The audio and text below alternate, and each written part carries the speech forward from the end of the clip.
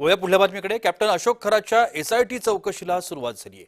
SIT टीमकडून अशोक खरातची चौकशी सुरू झाली आहे. महिलांचं लैंगिक शोषण प्रकरणी खरातवरती गुन्ह्याची नोंद करण्यात आली आहे. गेल्या 2 ते 3 दिवसांपासून खरात प्रकरण संपूर्ण महाराष्ट्रातच नव्हे तर संपूर्ण देशात चांगलंच गाजतंय. अनेक राजकीय नेते, पुढारी, मान्यवर हे खरातच्या दरबारामध्ये हजेरी लावत असल्यामुळे या संपूर्ण प्रकरणाला एक ग्लॅमर आलंय. आपण या सगळ्या संदर्भात अधिक माहिती करण्याचा प्रयत्न करूया. आमचे नाशिकचे प्रतिनिधी किरण गोटूर आता माझ्यासोबत दूरध्वनीवरून संपर्कात आहेत. किरण, एसआयटी चौकशी होते खरातची, नेमकं अजूनही खूप काही आहे या संपूर्ण प्रकरणामध्ये, खूप काही दडलंय. जो भाग आत्ता आपल्याला वरती दिसतोय हा फारच थोडासा आणि अगदी कमी अशा पद्धतीची माहिती समोर येते. मात्र आता एसआयटी चौकशीतून अजूनही खूप काही माहिती उघड होण्याची, खूप काही नावं समोर येण्याची सुद्धा शक्यता वर्तवली जाते. एका महिलेच्या अत्याचार प्रकरणी कॅप्टन अशोक खरातला ताब्यात घेतल्यानंतर वेगवेगळ्या ज्या आणि गोष्टी आहेत हे समोर येताना आपल्याला बघायला मिळतंय. या सगळ्या संदर्भात चौकशी करण्यासाठी, कारण या संपूर्ण घटनेची व्याप्ती मोठी आहे, अनेक महिलांची फसवणूक किंवा अनेक महिलांसोबत गैरवर्तन झालेलं आहे, अशा पद्धतीचा संशय असल्याने राज्य सरकारने खास एसआयटी टीमची स्थापना केली.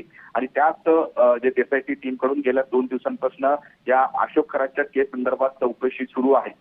काल सुद्धा दिवसभर ही एसआयटी टीम नाशिकमध्ये होती, आज सुद्धा आहे. आणि आता काही वेळा आधी या अशोक खरातला जे एसआयटी टीम समोर आणण्यात आलेला आहे आणि अशोक खरातकडनं अतिशय खोल अशा पद्धतीनं चौकशी जी आहे ती केली जाते. त्यामुळे आणखीन काय काय गोष्टी बाहेर निघतात या सगळ्या चौकशीमधून हे पाहणं महत्वाचं आहे. जी, या संपूर्ण प्रकरणामध्ये आणखीन एक गोष्ट समोर आली, ती म्हणजे या खरातचं जे गाव आहे मिरगाव नावाचं, या मिरगाव वासियांनी आता बंड पुकारलंय आणि ते खरातला गावबंदी करण्याच्या देखील तयारीमध्ये आहेत अशी देखील माहिती मिळते.